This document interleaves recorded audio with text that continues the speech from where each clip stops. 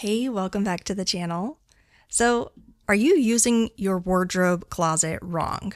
We're going to talk about some ways that you might be using your closet wrong. In fact, most people are using their wardrobe closets wrong. And by wrong, I mean not in the most optimal way.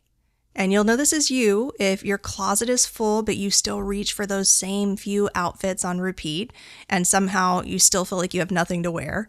Or getting dressed takes way more energy than it should. Just small decisions from accessories to what socks to wear to what shirt to wear with the pants, like all of those just stall your morning and everything kind of feels mixed together. So the things that you never wear are sitting right next to the things that you just bought, and the things that are like from a previous version of yourself that, aren't comfortable or you're not going to wear and don't reach for. It's all just mixed in together. And you can't find what you're looking for. Or you forget what you even have because it's like the closet just swallows all of these things and you're constantly losing it. So here's the problem. Most people treat their closets like storage. And you might say, well, yeah, isn't that what it is? I would say probably most people, if you ask them what is a closet for, they would say storage. But your closet, especially your wardrobe closet in particular, is actually one of the most used systems in your home. So I want to encourage you today. This is kind of the basis of what we're going to be talking about. I want to encourage you to just kind of flow with me on this and expand your concept of what your closet is and what it could be. So your wardrobe isn't just a place to put things. It is a decision-making space. It's where you're making choices, usually first thing in the morning when your energy is already really limited.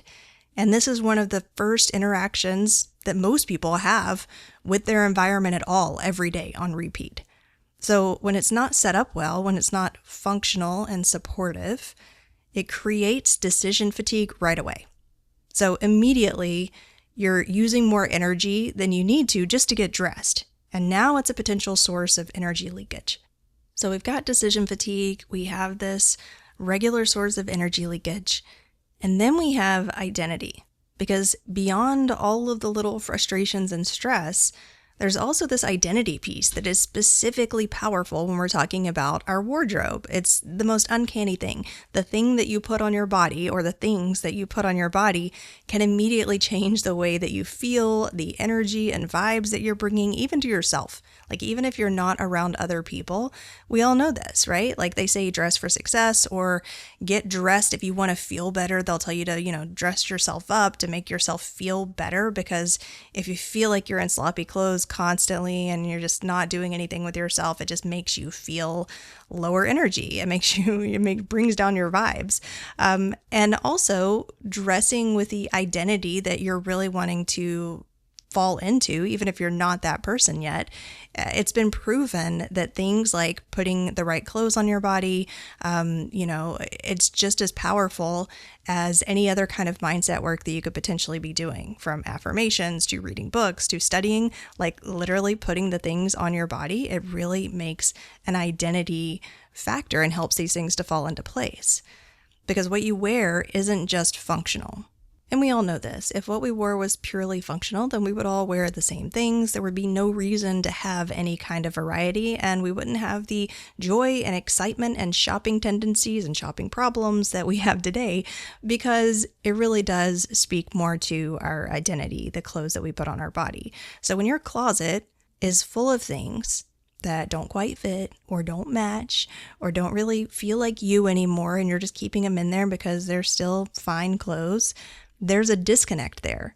And that's where this feeling of having nothing to wear when you actually have plenty of clothes in your closet comes from.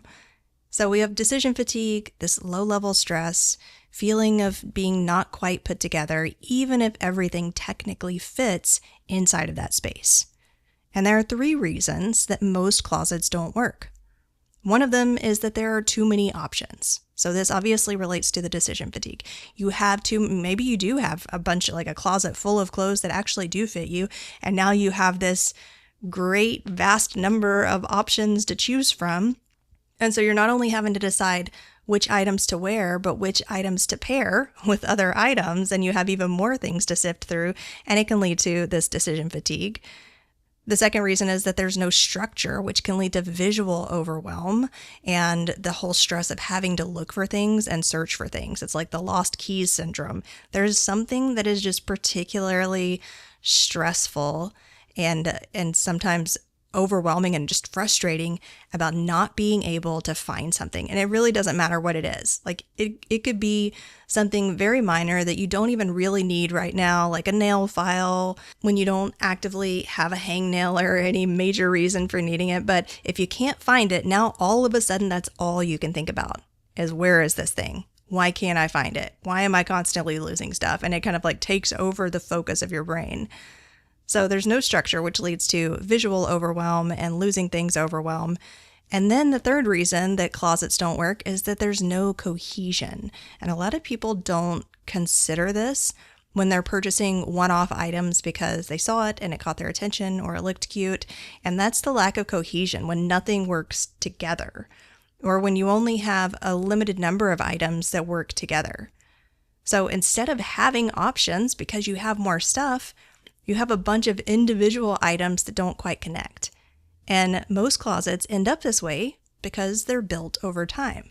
You buy things here and there, you keep things just in case, you hold on to things from different seasons of your life, but at no point does it actually get designed.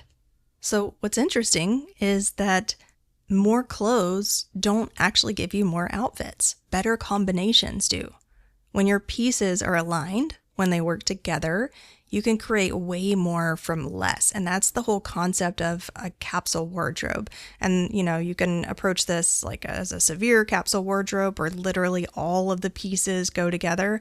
But just in general, the concept of a capsule wardrobe is having more combinations, more things that can be versatile, that can be used with other things, instead of having a bunch of one-offs and just having a higher number count.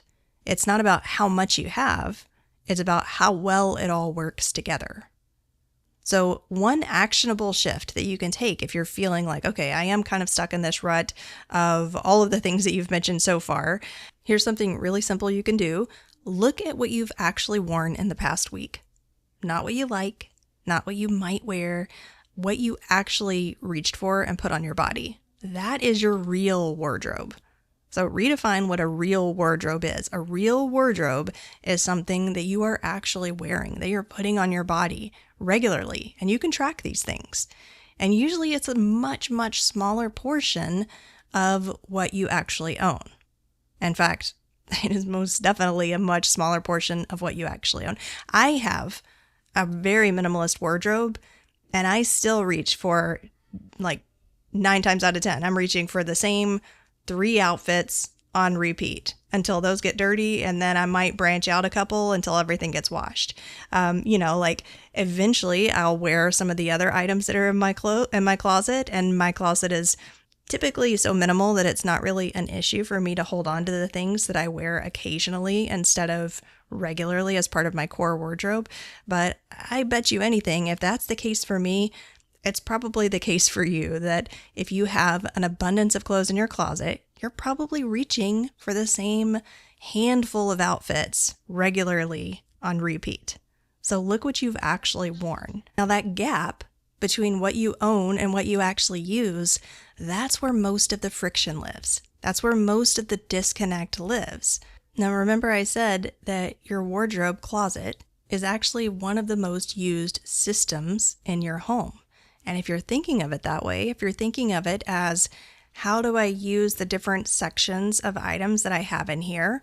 What is the flow that I go through when I'm making decisions inside of my closet, whether it's getting dressed or deciding on, the next endeavor I'm going to be taking for my life, maybe applying for a job or meeting with a client or going on a date or, whatever it is. What is it that's going to support you most if you are actually using that as an effective functional system day in and day out? And we've identified that, a big gap there is a lot of the fluff, a lot of the excess that we have in there that can cause us to lose and hide and struggle when we're digging through our closet. But it goes even deeper than that. It's not even just about decluttering. It's about the layout. It's about the convenience and the groupings and the ease that you allow to exist inside of your closet. So fixing this isn't just about getting rid of clothes. It's about designing a closet wardrobe that actually supports your unique individual life. You might think the solution is to organize better, or to buy new things usually, or to try harder to use what you already have. Like, oh, I need to start using this, so I'm going to set it to the front and start using it. And that might work for a couple of things, but overall, those types of habit shifts just don't happen because there's likely a reason, a lifestyle reason, a comfort reason, some kind of a reason that you're not currently reaching for those things. But the real shift happens when you start treating your closet like a system, something that should support you, reduce effort, and make your day easier, not something that you have to work around. So if you're realizing that your closet has been functioning more like storage than support, I'm actually hosting a live workshop this Thursday, which will be March 25th at 1 p.m. Pacific Standard Time. So 1 p.m. so terrible with time zones. You might have to do a quick Google search to verify your own time zone, but it's going to be at 1 p.m. from 1 to 2. And this is called a 60-minute closet reset. But we're not just doing a typical general superficial reset. We're also not just talking about decluttering your clothes or organizing your clothes or folding them a specific way. If you've been using your closet like storage instead of a system, that's exactly what we're going to be fixing in this workshop. So I will leave you with the link to that in the description of this episode if you would like to join us. But even just starting with that awareness that your closet is a system, not storage, can completely change how you approach it as a space in your home and how it starts to support you in return. I'll chat with you next week.